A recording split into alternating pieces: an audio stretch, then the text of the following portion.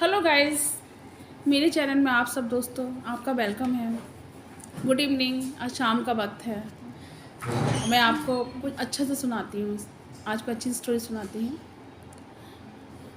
इस स्टोरी का टाइटल है बंटवारा।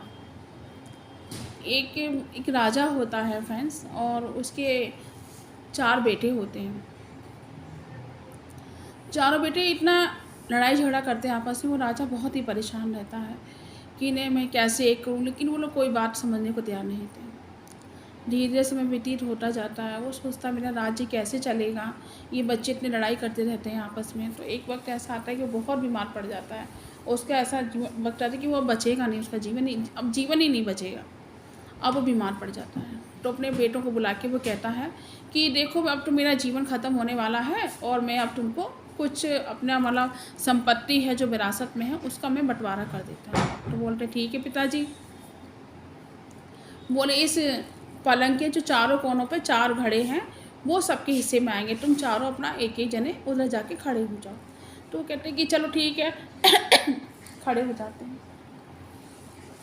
राजा ख़त्म हो जाता है।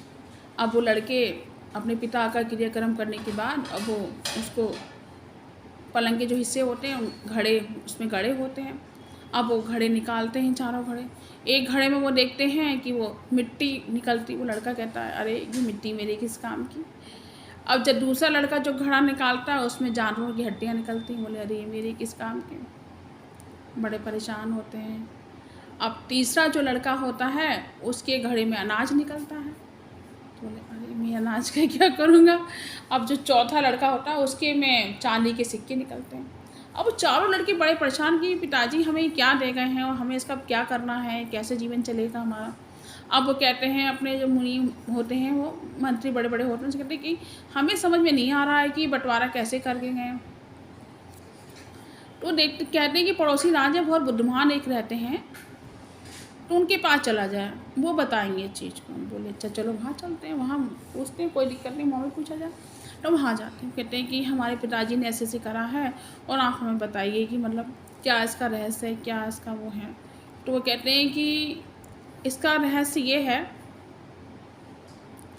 जिस लड़के के घड़े में मिट्टी है तो मतलब राज्य की सारी ज़मीन उसकी हो गई, और जिस लड़के के घड़े में जानवरों की हड्डियाँ हैं तो उस राज्य के सारे जानवर उसके हो गए, और जिस लड़के के घड़े में अनाज है तो उस राज्य का सारा अनाज उसका, गेहूँ उसका हो गया, और जिसके घड़े में चांदी के सिक्के हैं तो उस राज्य की जो राजकोष की मुद्रा वो उसकी हो गई। अब वो चारों कहते हैं ये चारों चीज़ें अलग अलग हैं। ज़मीन होगी तो खेती होगी तो अनाज होगा, तो जानवर होंगे और वो सब होगा तो मुद्राएं होंगी, तो अलग अलग तो हम कुछ कर ही नहीं सकते, हमें मिलकर रहना होगा।